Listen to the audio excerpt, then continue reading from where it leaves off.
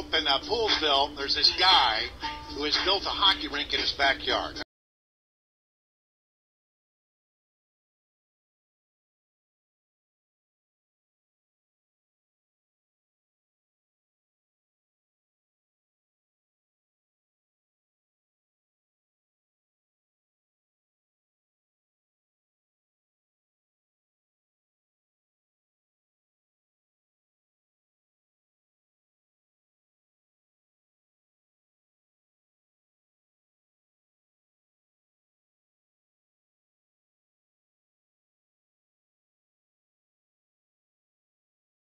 Finally tonight, a real rink of dreams for hockey fans. A father building it as a tribute to his hockey-loving daughter. Mark Kahn hoped if he built his rink of dreams in his backyard, they would come.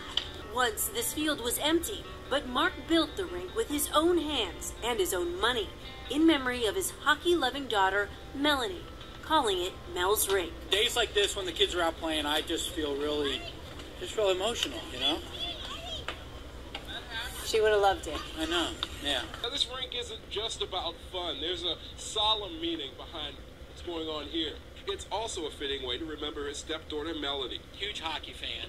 We'd have, if it was like a Friday night, we'd have pizza and puck nights, and that was one of her favorite things. She shared his passion for hockey right up until her death last July. She was just 35 when she died from a respiratory illness, and the rink is named after her. I just thought, you know, the greatest thing would be to do a tribute. This is Mel's Rink, and some of the neighborhood kids are already out here playing tonight. But there's a bit of a problem here in the county. We're just outside of Poolsville.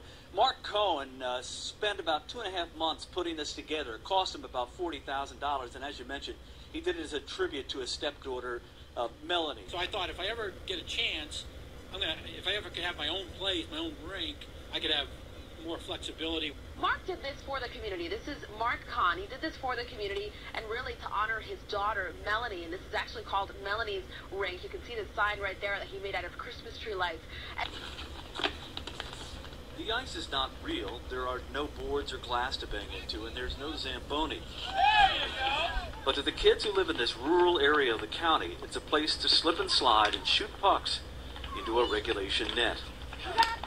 All of it conceived by Mark Cohn, who decided to build the rink on his own in his own backyard after grieving the loss of his stepdaughter, Melanie. Her favorite thing in life was to go to a Caps game, especially a playoff game. So with Melanie on his mind, Mark Cohn began constructing the rink using synthetic materials for ice on top of pallets and gravel. He even put up lights. I was very impressed with what he's doing for the community. I know our grandkids, since they came here the first time, they all want to be here all the time.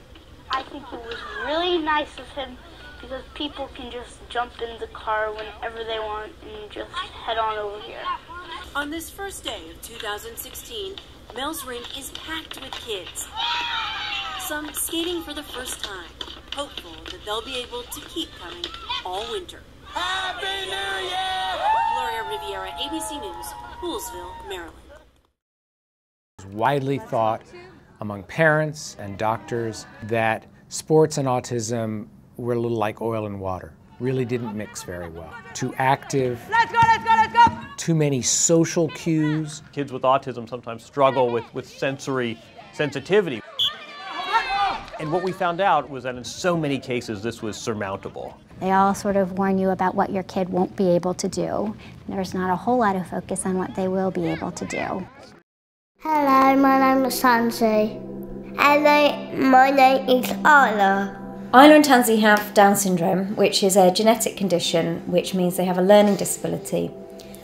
Just like all children, every child with Down syndrome is completely different, but they need a little bit of extra help to be able to understand instructions and join in with activity. And they want to do the same things as their friends, and they don't understand why they can't do the same activities as their friends.